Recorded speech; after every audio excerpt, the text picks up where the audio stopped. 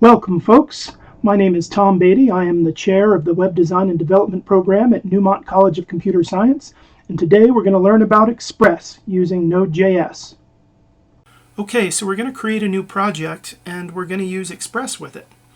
So I've already created a folder here called Express, and I've set VS Code up to be using that folder, and I have a command prompt open to that directory.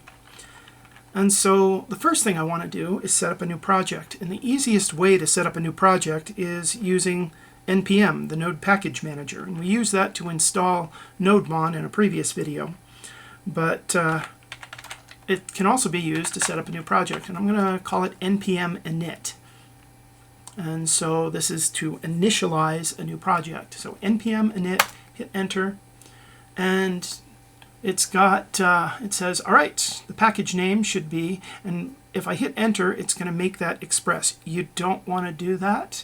I created my folder and called it Express, but we're going to be installing an Express package, and it will conflict with this. So we need to give it a different name. So I'm going to call it Express-demo so it doesn't conflict when we install Express into this project. And version 1.0.0 is the default. That's fine. So I hit enter. Description, not going to worry about it. Entry point, by default it's index.js. That's what I want it to be. So I'm going to hit enter again. Test command, not worrying about testing, not worrying about a Git repo right now.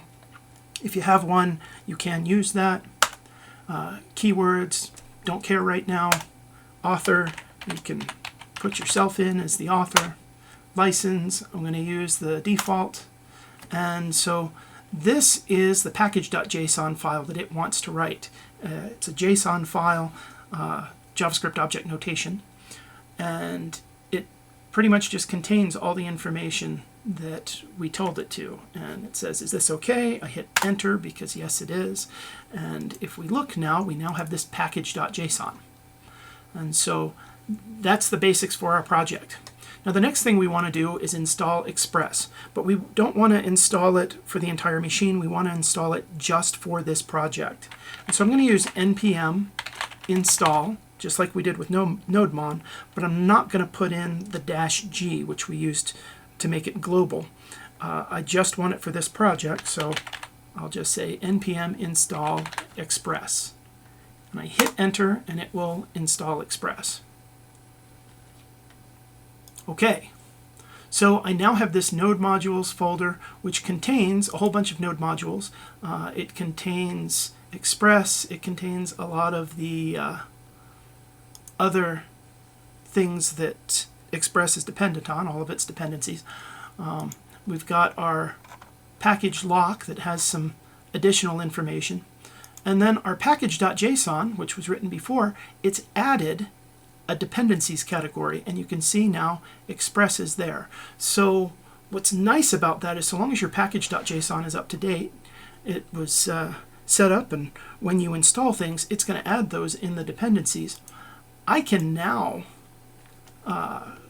if anything were to happen to my node modules folder, often node modules folders get very hefty, and so I usually don't store those if I need to use them for anything.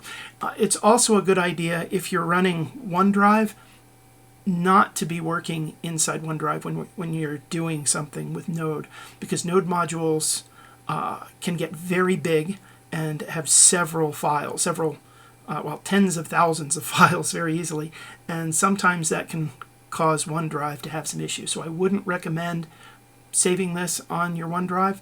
Put it somewhere else, and then when you want to store it, if you want to store it on your OneDrive, don't copy the node modules package. If I were actually to delete my node modules in the package lock.json, I actually can bring them back very easily because the package.json understands that it needs Express.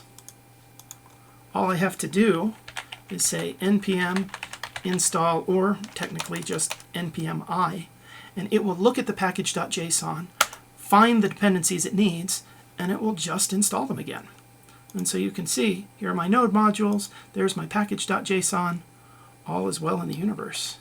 And so we're good to go. We have Express installed. We've got it as part of our node modules, and we can now create our first Express package.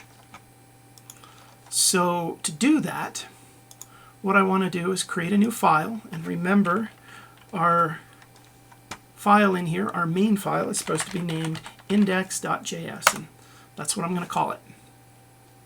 And so I'm going to set up a simple web server now using Express. The first thing I need to do is require Express, and we now have access to this because we've installed it. Oh, I put const there twice.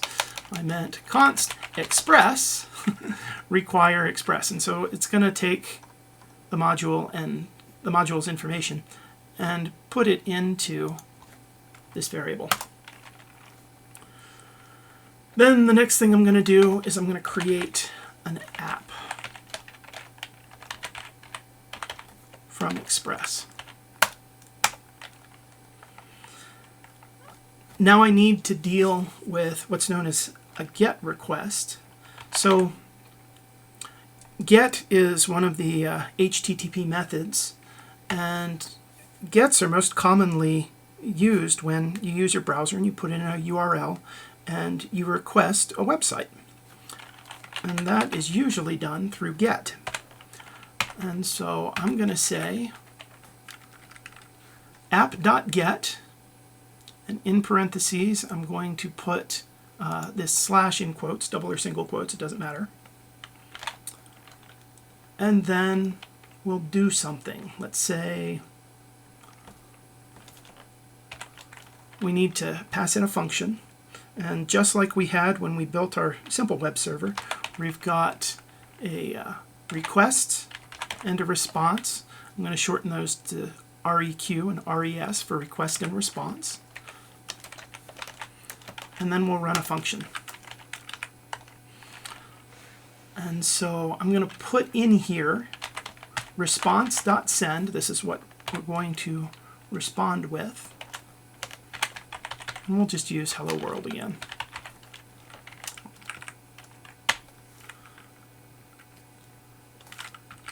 And then the last thing that I need is an app.send, or excuse me, app.listen, and we need to put in the port. And I could just hard code the port in here. I think I'm going to actually create a constant up here. Port equals 3000. And so let's see what this is actually doing. So we've got our require, which is taking the Express module that we have loaded into our node modules, and it's adding it to this object. We're setting our port to 3000, and we are creating an app, an Express app here.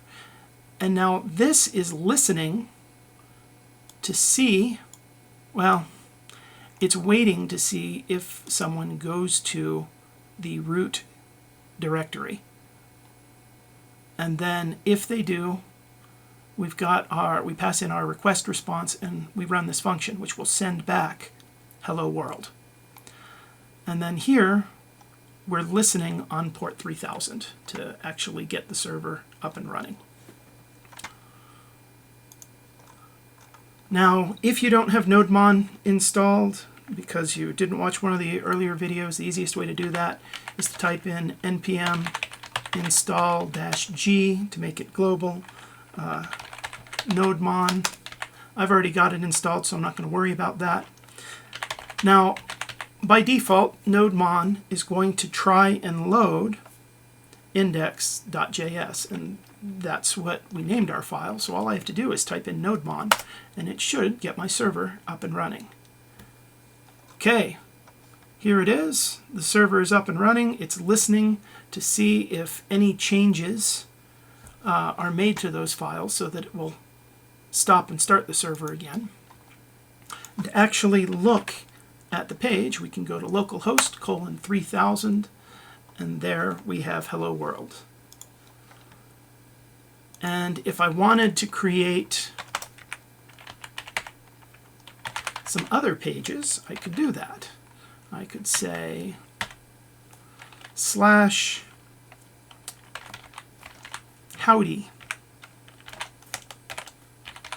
request response response.send, and this will just say howdy, or maybe howdy world. Save that. You'll notice that NodeMon saw the changes and restarted. So if I refresh this still says hello world. But if I go to localhost:3000/howdy, it now says howdy world. Okay, so that's the very basics for setting up an Express web server. We're going to do a whole lot more with it. Express is really powerful and capable of a lot of things. So stick with me and I'll show you a whole lot more. Alright, if you like this video, please hit subscribe. Subscribe to my channel. I will provide more content in the future and keep it entertaining for you. Thanks a lot.